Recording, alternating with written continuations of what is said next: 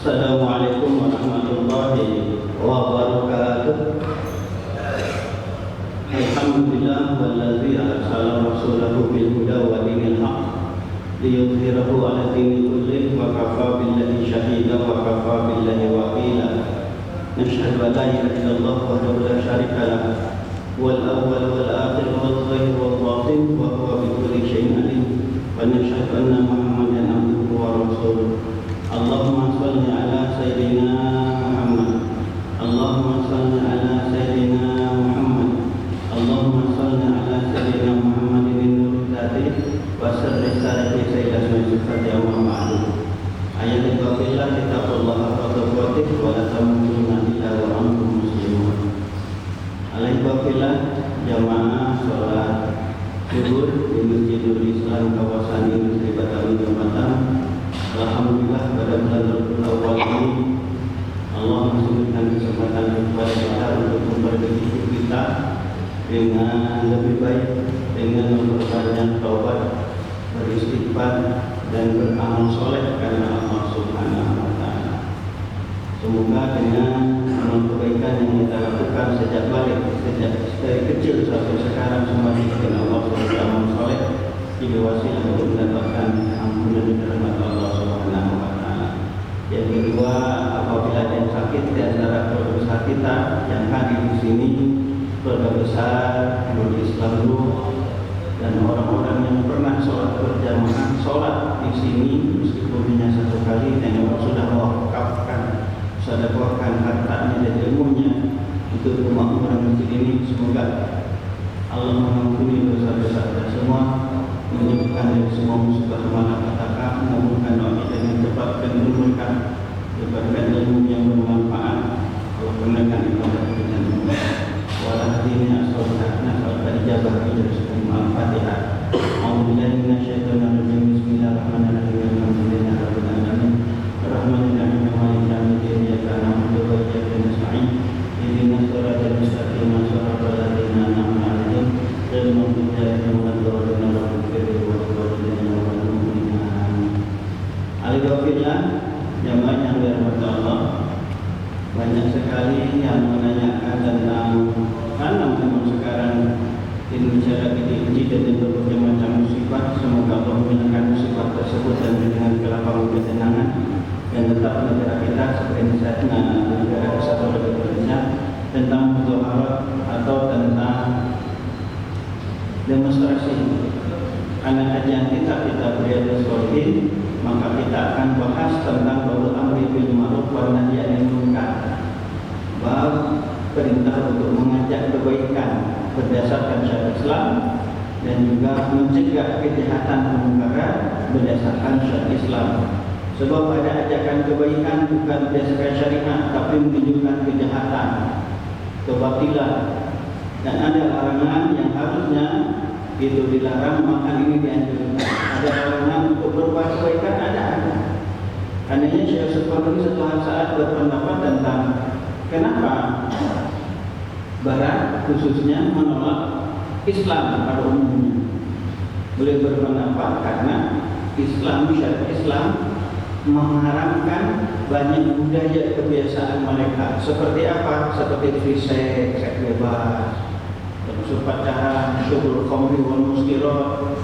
Mereka memperbolehkan mabuk-mabukan, kan gitu. Bahkan ada beberapa tempat ganja dilegalkan, menghalalkan juga riba, karena hanya Islam yang mengharamkan riba. Islam mengharamkan konsumsi daging anjing, daging babi, segala sesuatu yang merusak pikiran, otak, badan manusia, menghancurkan yang itu Islam. Sehingga mereka cara berpakaian pun lain, hanya agama Islam yang mengajarkan cara berpakaian yang benar-benar diatur oleh Islam. Jadi Islam mengatur segala aspek kehidupan manusia, mulai hal yang terkecil cara berpakaian, memakai pakaian, melepas pakaian, ada doanya. Syarat pakaian yang harus digunakan oleh muslim-muslimah, muslim laki-laki atau muslimah perempuan, itu diatur dalam Islam. Dan selain agama Islam tak ada. Termasuk apa yang bisa dikonsumsi harus dikonsumsi dikonsumsi. Karenanya Syekh Qadir mengatakan itu karena Islam melarang, mengharamkan kebiasaan sebagai budaya mereka yang bertentangan dengan garis nurani manusia. Beliau berpendapat kalau ada tamu Islam asalnya 5 menjadi 6, tentu Rasulullah akan memasukkan rukun Islam yang ke-6 apa? Al-amru bil ma'ruf wan nahyi 'anil munkar, yaitu merintah berbuat kebaikan dan mencegah kejahatan. Kalau ditambahkan, tapi Rasul cukup memasukkan 5 tanpa ada amar ma'ruf nahi munkar, maka tidak akan ada kebahagiaan, tidak akan ada kebaikan di antara masyarakat, khususnya dalam rumah tangga, lebih dalam bernegara. Karenanya saking pentingnya menjadi pilar untuk mendapatkan keselamatan dan kebahagiaan, perintah berbuat ma'ruf, berbuat kebajikan berdasarkan Islam, dan melarang kejahatan, mencegah perbuatan dosa berdasarkan Islam menjadi dasar, menjadi asas dalam pelaksanaan syariat Islam.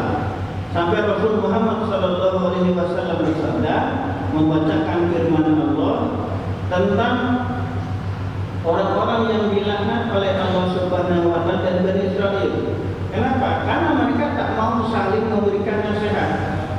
Bismillahirrahmanirrahim. Lu'inal ladzina kafaru min Bani Israil, telah dilaknat orang-orang kafir min Bani Israil dari Bani Israil, yaitu keturunan dari Ishak. Bani Israil itu artinya anak Israil itu gelar dari Nabi Yakub. Israil itu artinya Abdullah, hamba Allah. Itu mesti turun Ibrahim. Satu keturunan dengan umat Rasulullah, yaitu dari garis Rasulullah. Sama Rasulullah dari garis Ismail, sedangkan Yahudi itu dari garis Ishak. Bani Israil adalah anak dari Ishak. Lalu ini ladzina kafaru, dilaknat orang-orang kafir dari Bani Israil ala lisani Daud, dengan lidah Nabi Daud, wa Isa bin Maryam dan Isa bin Maryam. Ini digarisbawahi, biasanya dalam Al-Quran dan semua ketika ditulis nama Nabi Isa itu disandingkan dengan Ibnu Maryam untuk menolak anggapan bahwa Isa itu anak Allah. Tidak bukan Isa bin Allah, Isa anak Allah, tapi Isa bin Maryam. Maka Allah berkata, telah kufur orang mengatakan Isa itu salsu bin salasa, oknum ketiga dari 3 oknum. Meskipun seperti itu, perbedaan pendapat akidah dengan agama Kristiani kita tidak usah mempermasalahkannya. Kalau dialog silakan, tapi kalau menghina mereka kita tidak boleh. Sebab kita punya patokan, lakum dinukum waliya. Dan kami masahu, bahkan niatan mereka Bani Israil dilaknat oleh lewat lidah Nabi Isa dan lidah Nabi Daud dan Isa karena mereka itu bermaksiat. Bahkan niatan mereka mau dibatas, sudah berbuat dosa, menikmati dan menghantam, menghajar, menghina, meledek, mengucilkan orang-orang yang tidak sepaham, tidak sependapat, tidak sama dengan kelakuan mereka yang berdosa. Kan oleh karena hauna anukan, bahkan mereka itu tidak saling mencegah atas perbuatan mereka, lalu bahkan mereka terjerumus dan berbuat maksiat. Jangankan rakyat biasa, pejabat yang munkar, korupsi di mana-mana, perzinahan ilegal, kan seperti itu ya. Perampokan sudah merajalela, berbuat baik itu diharapkannya. Ulamanya pun terjerumus. Kenapa? Karena mendapatkan sulukan, mendapatkan suap. Mau bangun tempat ibadah, minta proposal kepada pemimpin itu yang uang hasil kekayaannya itu dari mencuri, korupsi, rishwah, penipuan. Otomatis apabila sudah diberikan uang dari haram tersebut, ahli agama mereka dari Bani Israil itu hakom itu nggak bisa berbuat apa-apa, soal sudah disuap. Lebih sedangkan yang pengaruh sungguh jelek apa yang mereka lakukan. Justru ulama-ulama, bahkan kita ulama mereka Bani Israil saat itu hakom Yahudi, ulama Yahudi itu bukan lagi tidak melarang, bahkan terjerumus. Karenanya Allah mengancam, bukan cuma ini kan Allah berikan gambaran kepada kita hukum dulu yang terjadi kerusakan mereka, tetapi jadi gambaran perintah mereka jangan sampai terjadi pada umat Rasul Muhammad SAW. Sampai satu saat ketika perwakilan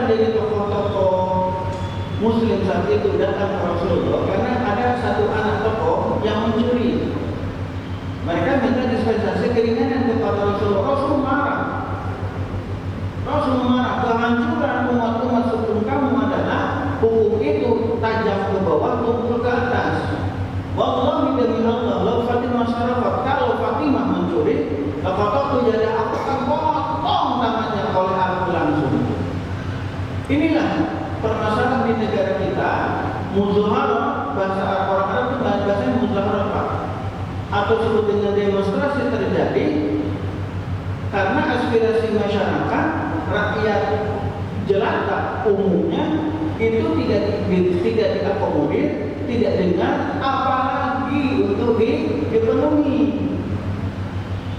Dan itu ketika wakil rakyat sudah jauh dari amanah yang diberikan kepada mereka, bahkan khianat, jauh ketimpangannya, sampai ada anekdot dari teman-teman itu di medsos ramai, Pak, sudah tepat anggota Polri itu daripada 1, 2 dan pusat itu kan mewakili kita, dalam hal ini mewakili kesenangannya.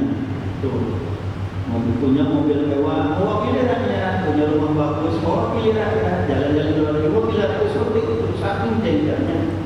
Sehingga sebetulnya muzaharah itu, demonstrasi itu tidak usah terjadi apabila aspirasi keinginan masyarakat itu diakomodir, dipenuhi oleh pemerintah dan juga oleh legislatif atau anggota parlemen sebagai wakil rakyatnya. Sebab dasarnya, hakikatnya hidup mereka, fasilitas mereka, rumah, mobil, listrik, air, pembantu, bahkan untuk beli nasi, beli beras itu dari uang rakyat, dari uang pajak. Karenanya dalam Islam, muzaharah atau demonstrasi itu tidak semua sepakat. Ada yang mengharamkan, ada yang memperbolehkan. Kan bisa begitu ya? Ya. Kenapa? Karena dari efeknya itu ada yang memberikan manfaat, ada yang memberikan manfaat, ada yang memberikan kebaikan, ada efeknya yang negatif. Siapa saja yang memperbolehkan, kan itu. Siapa saja yang memperbolehkan muzaharah, yang memperbolehkan demonstrasi. Pertama, Profesor Dr. Al-Jumah berkata, ini yang memperbolehkan. Al-muzaharah silmiyah, ini dengan catatan, Pak.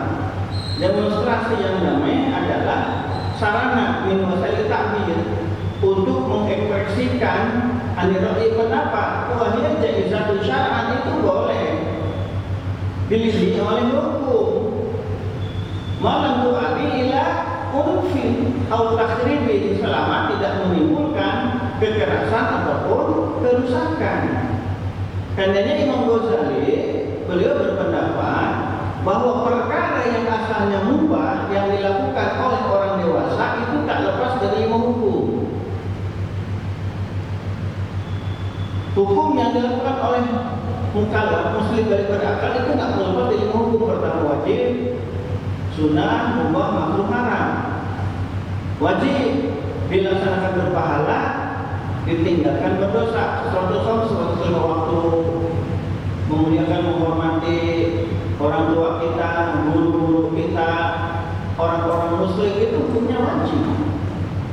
Wa tahrim, dan hukum seperti hukum haram, seperti aklu riba, konsumsi riba, aklu mali yatim, konsumsi harta anak yatim, kan itu syudul khamr al-miskura, mengharap meminum kopi yang mengharamkan, yang memabukkan, kan gitu, atau menghilangkan akal, termasuk rusak badan dan sebagainya. Mubah itu ditinggalkan, laksanakan, tak dapatkan nilai apa-apa. Tapi kalau itu bersih, mubah, yang mubah itu berpahala. Pertama, niatnya untuk ibadah. Yang kedua, pelaksanaannya mengikuti apa yang dilakukan oleh Rasulullah, seperti makan minum itu mubah. Tapi kalau dilakukan dengan cara Rasulullah, misalkan minum, pegang gelas dengan tangan kanan, kan itu, baca dulu doa, Allah barik lana fi ma razaqtana wa qina adzabannar, setelah minum berenang dulu, maka mendapatkan sunnah. Yang ketiga makruh, lebih bagus ditinggalkan. Nah, itu lebih bagus tinggalkan daripada dilaksanakan. Dan kalau terus-terusan dilaksanakan akan menimbulkan hal-hal yang tidak diinginkan ataupun tidak senang, menunjukkan dirinya tidak bisa menjaga diri meskipun tidak menjatuhkan kepada kehancuran, tapi ada yang tidak suka, seperti misalkan konsumsi jengkol, petai yang berbau. Kalau berbau dengan orang lain, kecium aromanya, jadi melukai perasaan orang. Silakan ke masjid, setelah makan jengkol, petai ataupun rokok, aroma rokok mulutnya nggak bagus, tapi harus bersihkan mulut sehingga mulut tidak berbau rokok, tidak berbau jengkol, tidak berbau petai, atau tidak berbau bawang putih atau merah yang dikonsumsi dengan cara masih mentah. Makruh. Sedangkan haram seperti yang tadi adalah setelah haram mubah adalah sunnah. Jadi hukum Islam itu tak lepas dari wajib, haram, mubah, sunnah. Sunnah adalah apabila dilaksanakan berpahala, sekali lagi ditinggalkan bukan tidak apa-apa, tapi akan mengurangi daya kita. Namun berharap pun tidak lepas dari 5 hal ini. Bisa wajib apabila memang kalau nggak dilakukan seperti tahun 1998 macet nih, 32 tahun berpuasa presiden dan kronik-kroniknya. Yang miskin makin miskin, yang kaya makin seperti sekarang. Jadi sebetulnya pemicu demokrasi di mana-mana bukan hanya ucapan oknum anggota parlemen yang menyakiti rakyat saja yang pegang adat orang hasilkan itu kesenjangan sosial yang sangat tinggi. Judi online di mana-mana, tidak pidana penjualan orang di mana-mana. Gitu. Sudah pinjaman online bebas berkeliaran berbeda, judi online di mana-mana, transaksi seks di mana-mana, kemiskinan di mana-mana. Dan itu parlemennya tidak begitu peduli, pemerintahnya juga begitu peduli, sehingga masyarakat lapor ke siapa? Gitu. Termasuk permasalahannya adalah tokoh-tokoh agama pun tokoh-tokoh besar, enggak semua Pak. Ada yang memang enggak berani berbicara. Kenapa? Dia di satu tempat institusi, misalkan organisasi masyarakatan, disubsidi, kan itu lewat partai tertentu. Sedangkan partai itu korup. Ini terjadi. Bahkan bangunannya pun dari APBN lewat partai tertentu. Listrik airnya juga di sana. Bahkan pegawainya pun digaji di sana insentif. Jadi tidak terjadi amar ma'ruf apalagi nahi munkar. Lembaga pendidikan yang tahu dapatkan sumbangan hibah dari pemerintah lewat partai tertentu, cair ratusan juta triliunan dijamin atau ratusan miliar itu dijamin. Tokoh agama tersebut, saya nggak bilang satu agama, institusi pendidikan tersebut, tokoh agamanya termasuk jajaran-jajaran gurunya, orang-orang ini nggak akan berani namunkan apabila ada penyelewengan dari partai tersebut yang telah membantu menggelontorkannya. Ini terjadi di Indonesia. Sehingga terus terang saja ulama dan tokoh agama di Indonesia itu tidak begitu dipercayai oleh banyak masyarakat di Indonesia. Padahal oknum saja, tidak banyak, tidak semua oknum saja. Sebab para ulama, para pendeta, bisu-bisu masih banyak soal daripada oknumnya. Jadi ada istilah, gara-gara setitik nila, rusak tusuk sebelahnya. Gara-gara oknum tokoh agama, gitu. Sehingga ulama sekarang tak begitu didengar, tokoh agama tak begitu didengar oleh masyarakatnya. Ini yang dikhawatirkan oleh Rasul Muhammad SAW tentang amar ma'ruf nahi munkar yang sudah tidak dijalankan oleh tokoh-tokoh agama, khususnya pemerintah muslim pada umumnya atau masyarakat pada umumnya. Sekali lagi bahwa Profesor Dr. Rajin mengatakan musyawarah itu boleh, demonstrasi boleh. Seperti halnya Profesor Dr. Ali Jum'ah, seperti halnya Profesor Dr. Yusuf Qaboy mengatakan atau harus asalnya misalnya jihad. Demonstrasi damai adalah salah satu sarana jihad. Kan itu asilmi yang bersifat damai. Lidharil haqi waradil batil, untuk memperlihatkan, menampakkan kebenaran dan juga kebatilan. Ini dalam Fiqh Taurat halaman 31 karangan Syekh Qardawi. Karenanya beliau mencantumkan di dalam bukunya firman Allah Surah An-Nisa ayat 135, wa ta'awanu 'alal birri wat taqwa wa la ta'awanu 'alal itsmi wal 'udwan. Dan kamu harus saling bantu dalam kebaikan dan ketakwaan, dan jangan saling bantu dalam berbuat dosa dan permusuhan. Ditutup dengan pendapat dari Profesor Dr. Muhammad Imam dalam Islam Lawan Kuliah Islam dan Kemerdekaan dan atau Kebebasan halaman 124 beliau berkata, Al-Mudhaharat Ta'bir Hadari, demonstrasi itu dan ekspresi peradaban an-irati sya'bi, jadi kehendak rakyat fi muwajahatil zulmi, dalam menghadapi kezaliman, min wasail masyru'ati, dan termasuk sarana yang sah dilindungi oleh undang-undang terutama Islam dan juga undang-undang dasar 45 itu dilindungi kebebasan berekspresi, berpendapat, mengeluarkan keinginan apabila kan gitu tidak iltazam, apabila tetap berteguh dengan bismillah damai, dengan cara-cara yang bagus, tidak putus sama, dia ada syarat-syaratnya dan ada manfaatnya. Sedangkan yang mengharamkan tentang mudzaharah, tentang demonstrasi adalah pendapat Syekh Shalih Al-Fauzan dalam Musaudi. Kalau tadi kan seperti Profesor Dr. Imam, Syekh Profesor Dr. Jum'ah itu kan mereka bahasa Mesir. Juga termasuk Syekh Qardawi sebelum hijrah ke Qatar kan gitu. Sedangkan Syekh Fauzan, Syekh Shalih Fauzan adalah ulama berkebangsaan Saudi. Beliau berpendapat al-mudzaharat laisa min amal muslimin. Demonstrasi bukanlah bagian dari amal kaum muslimin. Wahai adatun dakhilah tu'ati ilal qamdi wa sabqi dima wa itlafil awal. Ia adalah kebiasaan orang asing yang menyebabkan kekacauan, pertumpahan darah dan kerusakan harta. Wa dzalika fa muharram, karenanya mudzaharat atau demonstrasi itu haram. Ini dua kelompok ulama berbeda pendapat dalam mudzaharah, di dalam demonstrasi. Apa manfaatnya dari demonstrasi tersebut? Yang kedua, pertamanya syarat-syaratnya apa? Syarat-syarat mudzaharah demonstrasi yang dibolehkan oleh para ulama. Kalau yang haramnya jelas tadi ya, pendapat dari Syekh Shalih Fauzan itu kan menimbulkan kerusakan. Tapi yang memperbolehkan dengan berbagai syarat. Pertama, antakuna silmiyah bila unfin wala takhribin. Demonstrasi itu mengekspresikan pendapat keinginan harus dilakukan secara damai, bila unfin tanpa kekerasan, wala takhribin dan tanpa perusakan. Yang terjadi di negara ini baru-baru ini terjadi itu yang membakar, yang menjarah bukan mahasiswa, bukan guru, tapi penyusup. Sekali lagi, mahasiswa nggak akan nyuri sebab penjahit haram hukumnya.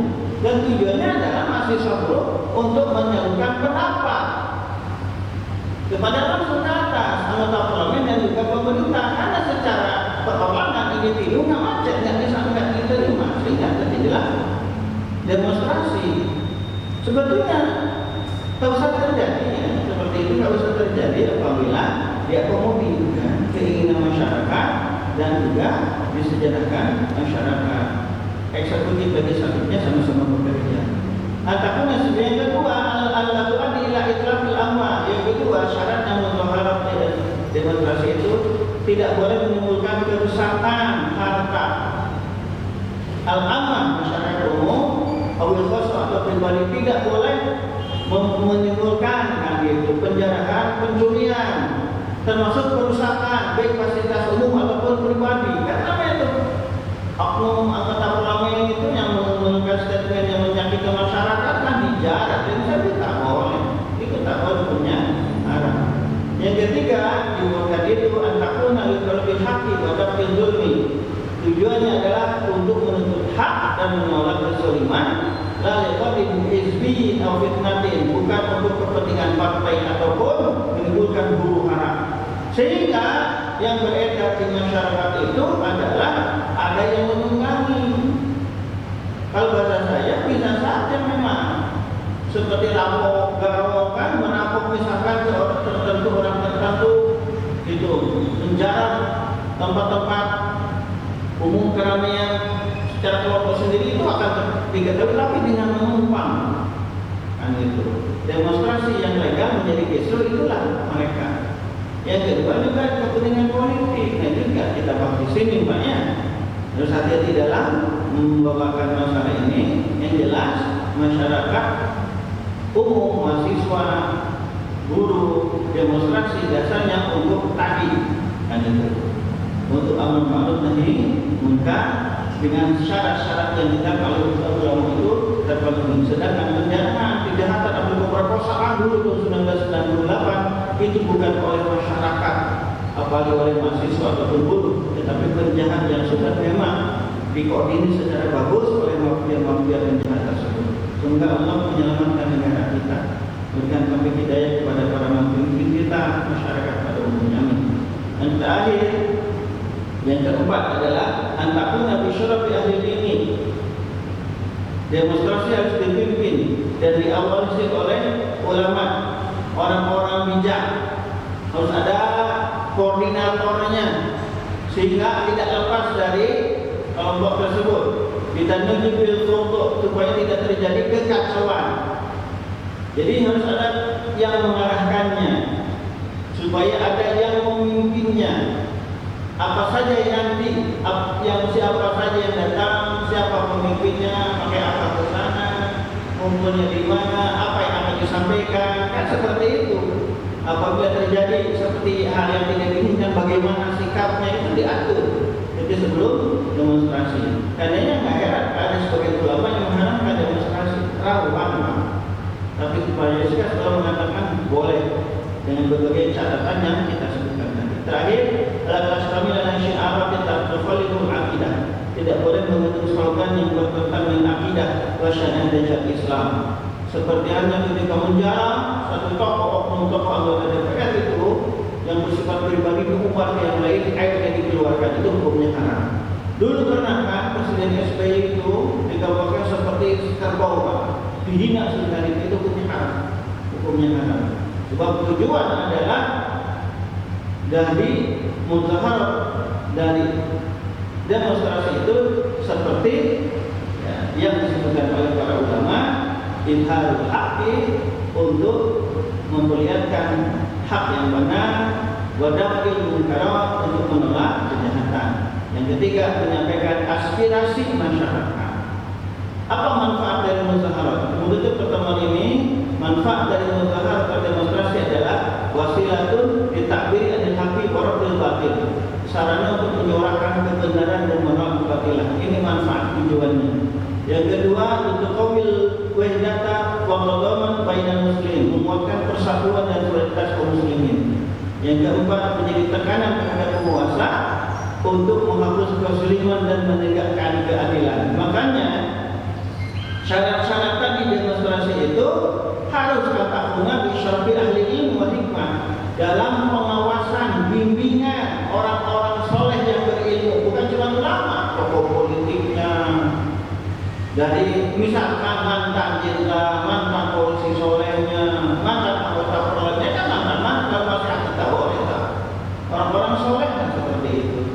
Sebab tujuannya adalah kan gitu, untuk tetap ala sultani lirabbil zulmi, untuk memberikan tekanan kepada penguasa untuk menghapus kezaliman, wa tahqiqil adli, dan menegakkan keadilan. Ini yang terjadi dasarnya demonstrasi di Indonesia atau di mana saja di dunia ini. Yang keempat adalah bisa menjadi sarana dakwah di ruang publik. Ini dengan demonstrasi tersebut, poin-poinnya, tujuannya itu ada 4, itu bisa dikembangkan pada kesempatan yang lain, insyaallah. Jadi kita berdoa semoga Allah memberikan taufik hidayah kepada kita semua, tetap menjaga keutuhan negara kesatuan Republik Indonesia, dan Allah menghilangkan minah musibah yang menimpa negara kita khususnya. Dan juga senantiasa kita berdoa semoga Allah yang kedua tak berdoa masyarakat indah kami bersyukur warzuqna fahman nabiyyin sihal malaikat dan mukarrabin. Rabbana atina fid dunya hasanah wa fil akhirati hasanah wa qina adzabannar. Wassallallahu alaihi alamin. Subhanallahumma wa bihamdika asyhadu an la ilaha illa anta astaghfiruka wa atubu ilaik.